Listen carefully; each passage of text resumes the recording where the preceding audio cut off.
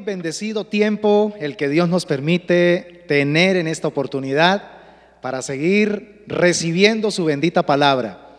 Me siento emocionado por esta tercera entrega que hoy vamos a disponer para que cada uno de nosotros seamos edificados en esta serie del Padre Nuestro.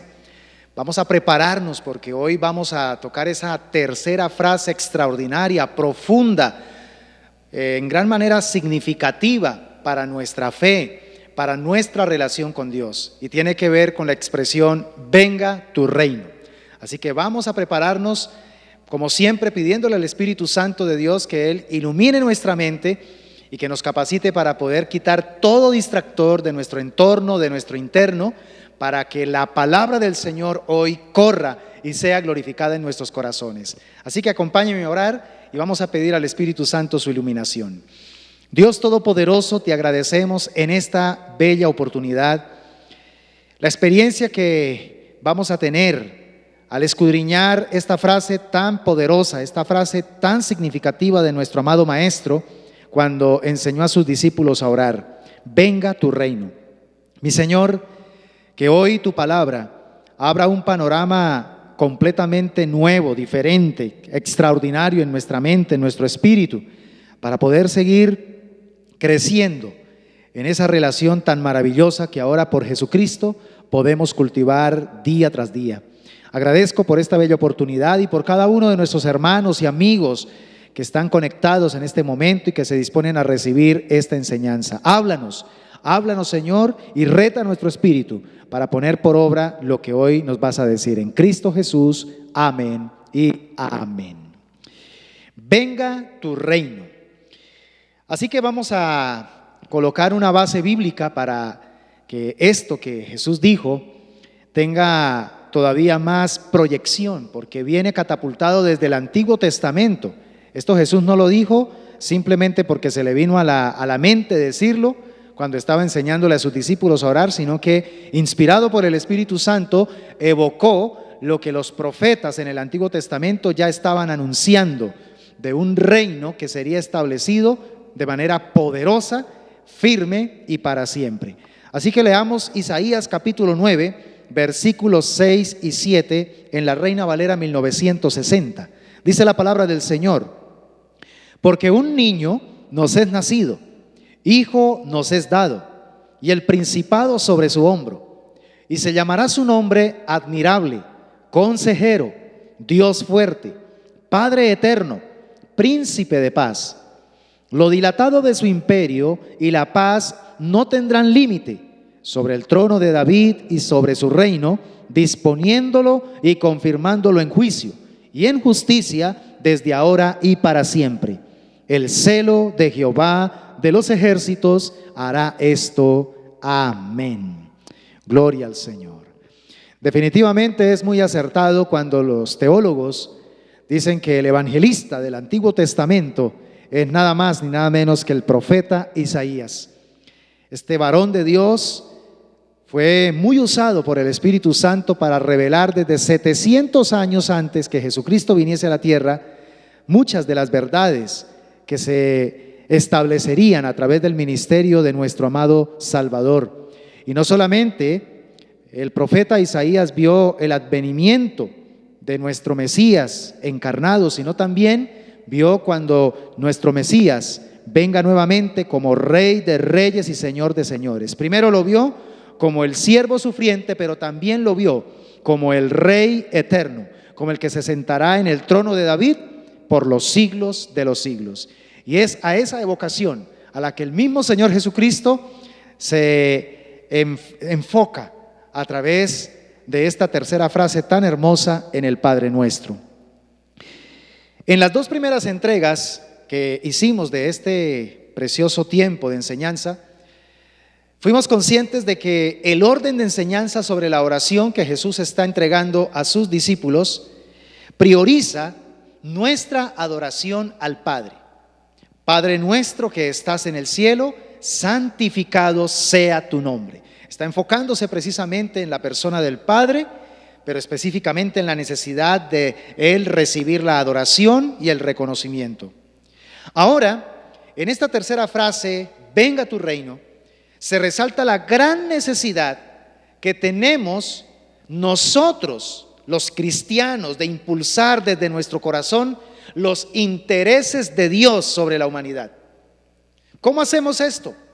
Invocando el establecimiento del reino de Dios en esta tierra. Siempre en nuestras oraciones debe estar presente este anhelo, este deseo, esta ilusión, que más que una ilusión, es esa promesa de la cual estamos seguros que Dios la va a cumplir, que venga tu reino. Esta expresión invoca la imperante necesidad que hay en el corazón humano de un gran Salvador, un Salvador suficiente para librarlo del poder infernal que lo ha esclavizado.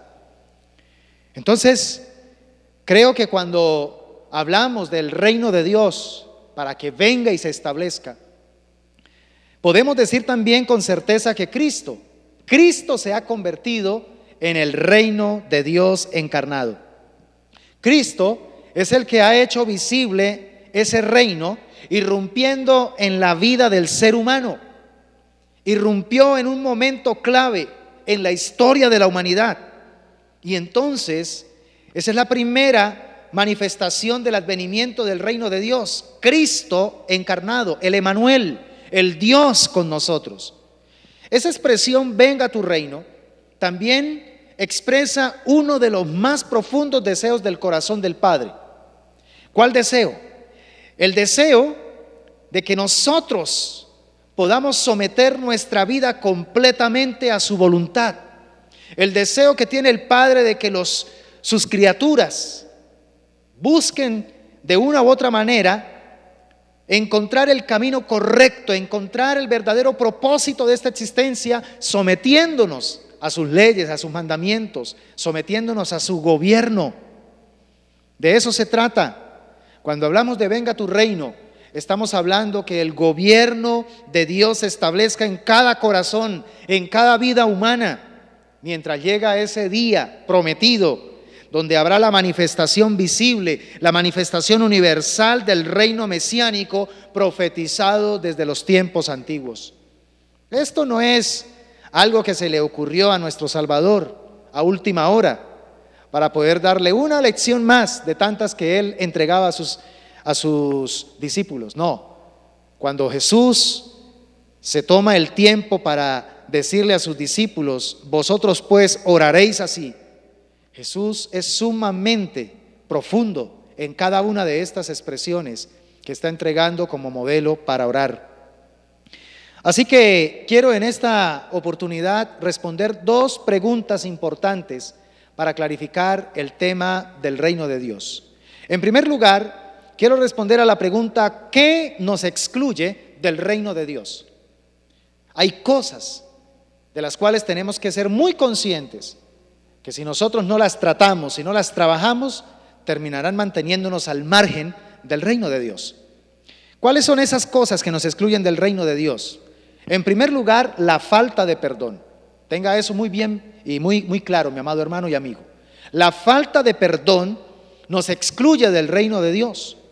Quiero que te leas en esta semana, allí en Mateo 18, 23 al 34, la famosísima parábola del siervo que no quiso perdonar. Un siervo que no quiso perdonar. Entonces, en esta parábola encontramos cómo primeramente este siervo se convierte en objeto de la gracia inmerecida de parte de su amo para con él. Fue movido a misericordia para perdonarle una deuda totalmente impagable. Era una deuda donde ni en esta vida ni en la otra podría él pagársela a su amo. Sin embargo, el amo es movido a misericordia y lo perdona. Sale inmediatamente de la presencia de su amo perdonado, disfrutando de esa gracia maravillosa, inmerecida. Y va y busca justamente a su colega, a su consiervo, que le estaba debiendo algo muy nimio. Y entonces lo agarra por el cuello y le dice, págame lo que me debes. Y el hombre le dice, ten paciencia conmigo que te lo voy a pagar todo. Pero él no quiso oírlo, y entonces lo que hizo fue meterlo a la cárcel. Entonces las personas que vieron este cuadro y que habían sido testigos de cómo este siervo había experimentado la gracia de su amo y cómo él no usó de esa misma gracia para con su colega, van y le cuentan a su amo. Y cuando le cuentan a su amo, el amo lo manda a llamar y entonces le quita esa gracia, lo aleja de su reino y le dice: apártate de mí, maldito, apártate de mí, maldito, porque no usaste de misericordia como yo la usé contigo. Y entonces fue metido allá a la cárcel y dijo: y tendrás que pagar hasta lo último, ¿sí? Y se le colocó un verdugo. Eso es lo que sucede precisamente cuando nosotros no queremos perdonar. En el versículo 35 Jesús da esa sentencia. Mire lo que dice. Jesús terminó diciendo: lo mismo hará Dios, mi Padre, con cada uno de ustedes si no perdonan sinceramente a su hermano. ¿Te das cuenta? O sea, Jesús cierra con broche de oro esta historia diciendo: mira, así como le pasó a este siervo que no quiso perdonar, le puede pasar a usted, me puede pasar a mí si yo decido no perdonar. Así que por favor tenga en cuenta que la falta de perdón nos excluirá del reino de Dios. También la falta de integridad. Esto también cuenta para que lo analicemos, para que estemos muy atentos, porque a veces el enemigo nos tienta a vivir en hipocresía, a colocarnos máscaras, para saber de pronto utilizarlas de acuerdo a nuestra conveniencia. Y esto obviamente nos deja muy mal ubicados delante de Dios, porque Dios sí nos conoce en todo tiempo y en todo lugar, tal como somos. Mateo 7:21, en la traducción lenguaje actual, dice la palabra: no todo el que me dice Señor, Señor, entrará en el reino de los cielos, sino el que hace la voluntad de mi Padre que está en los cielos. Entonces tiene que haber una congruencia entre lo que decimos creer y cómo vivimos. Tiene que haber coherencia, tiene que ser coherente esto, porque si no, entonces no estamos honrando a nuestro Dios y la gente se da cuenta. La gente sabe realmente cuando somos coherentes entre lo que creemos y cómo vivimos. Yo creo que son muy acordes las palabras de una oración que hizo este gran predicador Keaton Silva. Él dijo: Señor, enséñanos a creer lo que predicamos y a predicar lo que creemos. Solo así muchas almas vendrán a tu glorioso conocimiento. Creo que es una oración muy seria y supremamente verdadera. Necesitamos que Dios nos ayude a superar la falta de integridad, porque la falta de integridad, nos mantiene al margen del reino de Dios. Pero también nos mantiene al margen del reino de Dios la falta de sacrificio personal. Cuando tomamos las cosas de Dios como un deporte, cuando tomamos las cosas de Dios como algo, como un juego, cuando somos tibios espiritualmente, eso nos mantiene al margen del reino del Señor. De hecho, cuando no queremos negarnos a nosotros mismos para priorizar los intereses de Dios y su reino, entonces corremos el riesgo de no calificar para ese reino. Mateo capítulo 19, versículo 23, nuevamente en la traducción lenguaje actual dice: Jesús entonces les dijo a sus discípulos: les aseguro que es muy difícil que una persona rica entre en el reino de Dios. El problema aquí no es ser rico. El problema tiene que ver es con lo que yo priorizo en mi vida. Y en el caso que Jesús está resaltando aquí, es precisamente porque este hombre rico había hecho de su riqueza, de su materialismo, su máxima prioridad. Cuando Dios lo confronta con eso, se entristece y decide más bien continuar amando el materialismo. Entonces aquí lo que quiere decir es que el problema no es cuánta riqueza tengo. La riqueza no es buena ni mala. Aquí el problema es cómo está mi corazón frente a las cosas. ¿Qué cosas estoy permitiendo que se conviertan en un ídolo? ¿Qué cosas estoy permitiendo en mi corazón que compitan con la prioridad de Dios en mi corazón? Entonces, cuando realmente Dios es lo primero en mi vida, yo estoy dispuesto a sacrificarme, yo estoy dispuesto a negarme en cosas personales. a favor del reino de Dios, a favor de la voluntad de mi Padre. Si no tengo esa disposición, entonces significa que no soy apto para el reino de Dios. Estoy excluido del reino de Dios. Pero bien, estas son entonces tres cosas. Pueden haber otras, pero volvamos a repasarlas. La falta de perdón, la falta de integridad y la falta de sacrificio personal. Tres cosas muy importantes para mirar, para analizarlas, porque tienen el potencial de excluirnos del reino de Dios. Ahora, la segunda pregunta que quiero contestar en esta enseñanza es: ¿cómo se entra al reino de Dios? Hablamos de qué es lo que nos excluye, ahora, ¿cómo se entra en el reino de Dios?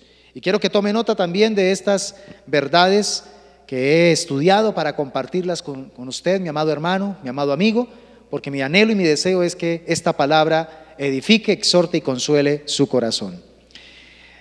En primera instancia, entramos al reino de Dios a través del arrepentimiento. Esa es la puerta principal, el arrepentimiento. Sin arrepentimiento no hay acceso al reino de Dios y sus beneficios. Jesús, al anunciar la venida del reino de Dios, ¿sabe qué hizo? Exhortó a las personas a arrepentirse y creer al Evangelio. Sin arrepentimiento será difícil creer en el Evangelio. Lo primero que necesitamos es cambio de mentalidad. Eso significa arrepentimiento.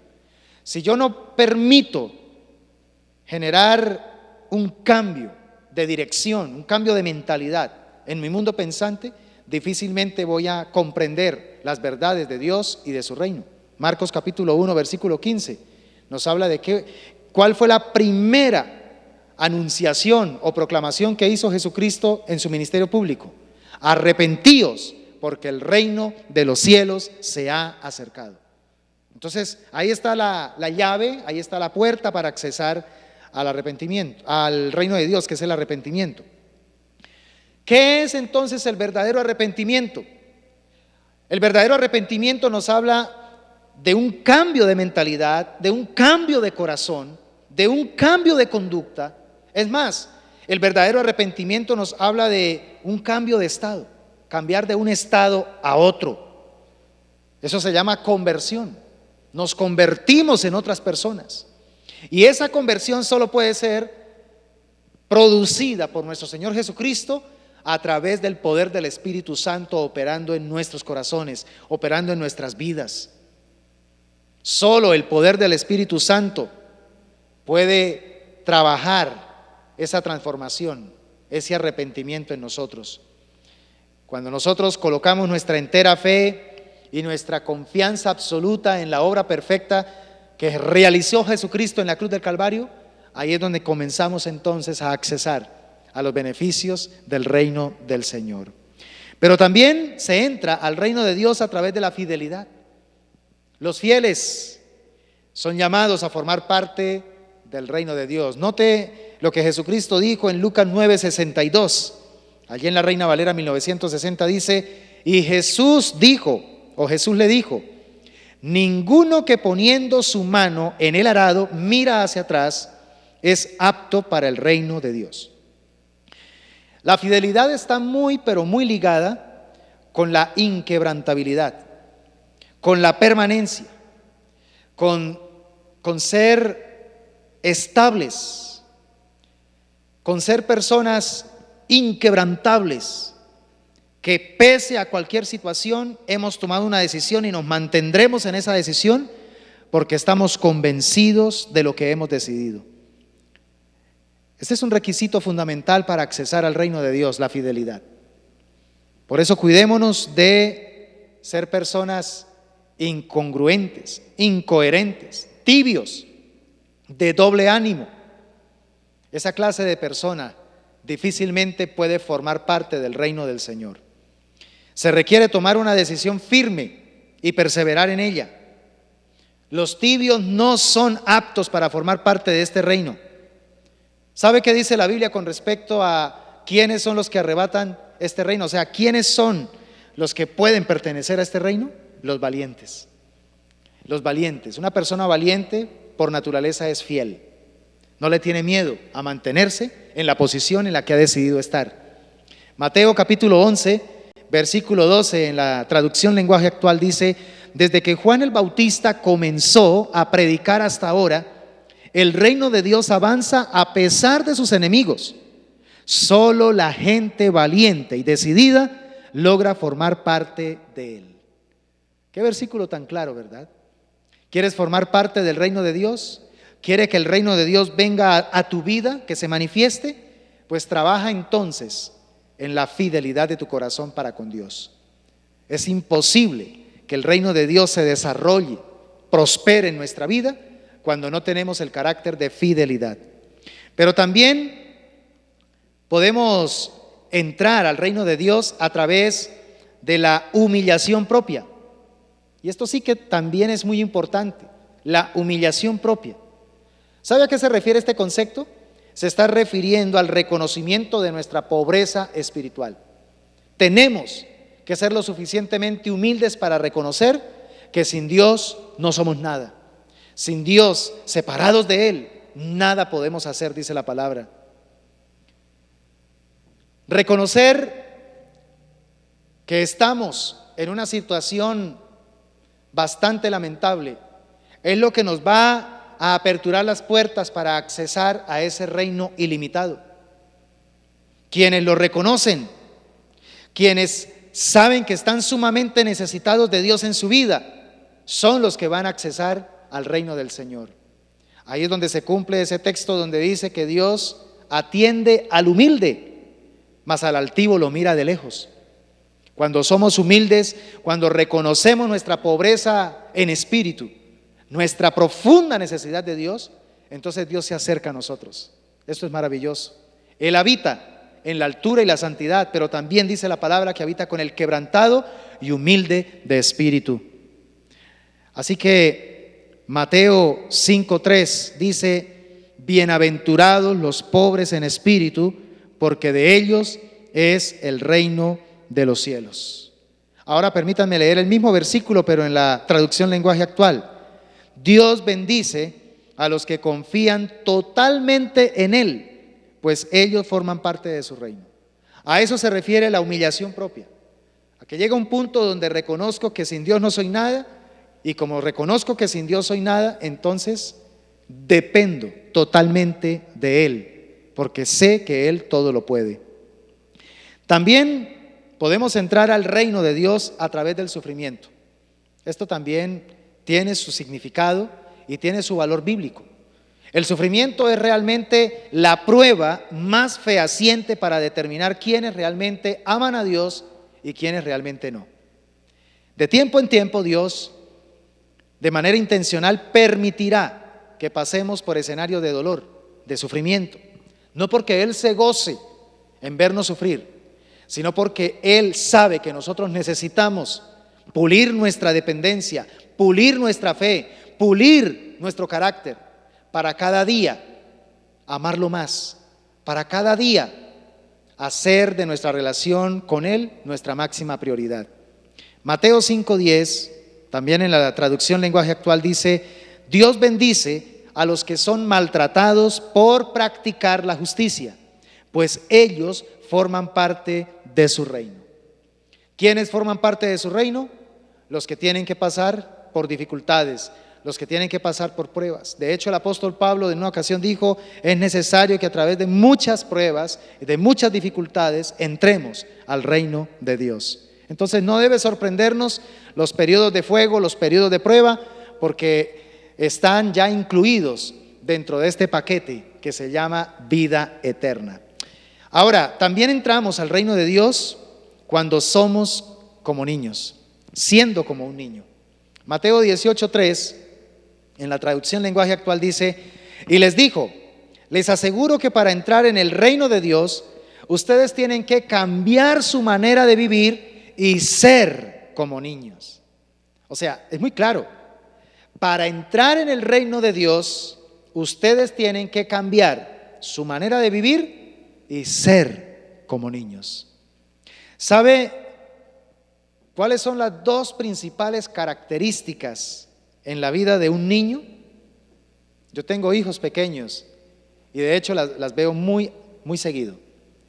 Y anhelo que esas dos características yo las pueda retroalimentar en mi carácter para relacionarme con mi Dios. Número 1 es su disposición para confiar. Disposición para confiar. Y número 2, disposición para obedecer. ¿Sabe que lo uno lleva a lo otro? Si nosotros los padres sabemos fomentar en nuestros hijos la capacidad de confianza, que ellos sean capaces de confiar plenamente en nosotros, si nosotros somos muy cuidadosos de no defraudar su confianza, más fácilmente ellos nos van a obedecer. Porque la confianza es confianza porque viene como producto de una relación. Tú nunca vas a poder desarrollar confianza con alguien a menos que tengas una buena relación. Pero una vez establezcas una buena relación con esa persona, en este caso con ese hijo, tu hijo va a confiar en ti, tu hijo va a depender más de ti. Y cuando llegue el momento en el que él tenga que obedecer un pedido tuyo, cuando él tenga que someterse a una exigencia tuya, créame que lo va a hacer. Porque en ese momento él sopesa obediencia con relación. Es como si él pensara consciente o inconscientemente: si hago lo que mi papá me está diciendo, voy a seguir teniendo esta linda relación con él, voy a poder seguir confiando en él. Al contrario, si decido ser rebelde, si decido no acatar, obedecer, entonces voy a empezar a dañar mi relación con papá o con mamá. Y entonces el niño sopesa eso. Pero a veces, ¿por qué hay tantos niños rebeldes? Bueno, revisemos el tema de la confianza. ¿Qué tanto confían esos niños en sus padres? Y si no están confiando lo suficiente, es porque algo anda mal en la relación. Entonces, aquí está el principio muy claro para nosotros con nuestro Padre Celestial. Aprendamos a confiar en Él. Establezcamos una relación no legalista, una relación no institucional, una relación verdadera con nuestro Padre, y entonces se nos facilitará más obedecerle. Esos son requisitos esenciales para poder participar del reino de Dios: la confianza y también la obediencia.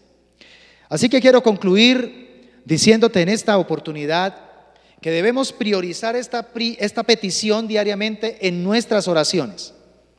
Todos los días nosotros debemos clamar al Señor para que su reino se establezca en nuestras vidas, que podamos experimentar a diario que formamos parte de ese reino bendito, que formamos parte de ese reino que trae justicia al corazón humano. Y también le podamos decir todos los días a Dios en nuestras oraciones que añoramos que llegue ese día donde se establezca la manifestación plena de su reino en todo el universo, en toda la tierra. Invitemos, mis amados hermanos, cada día al Padre para que a través de Jesucristo se establezca su voluntad en nosotros, se establezca su voluntad en nuestra familia, se establezca su voluntad en nuestra iglesia, en nuestra nación, se establezca su voluntad en este planeta que llamamos tierra. Venga tu reino, en realidad es aceptar el señorío de Cristo en obediencia y compromiso a nuestra vida cotidiana. Y es que solamente así, aceptando el señorío de Cristo en nuestra vida cotidiana, empezaremos a ver la justicia de Dios en nuestro entorno. Y por eso no puedo terminar esta enseñanza sin dar la oportunidad a usted, mi amigo, mi amiga que me estás viendo, para que si al escuchar este mensaje tú dices: muy bonito todo esto del reino de Dios, pero me siento excluido, siento que no formo parte de ese reino, pues la buena noticia que te tengo en esta oportunidad es que las puertas del reino de Dios están abiertas para ti. ¿A través de quién? Del reino de Dios encarnado, que es Jesucristo. Para eso vino Dios en persona de Jesucristo, para poder abrir las puertas de ese reino glorioso al ser humano que se encontraba descarriado. Por eso te invito para que abras hoy con sinceridad tu corazón a Jesucristo y lo recibas como tu único y suficiente Salvador y Señor de tu alma, de tu ser.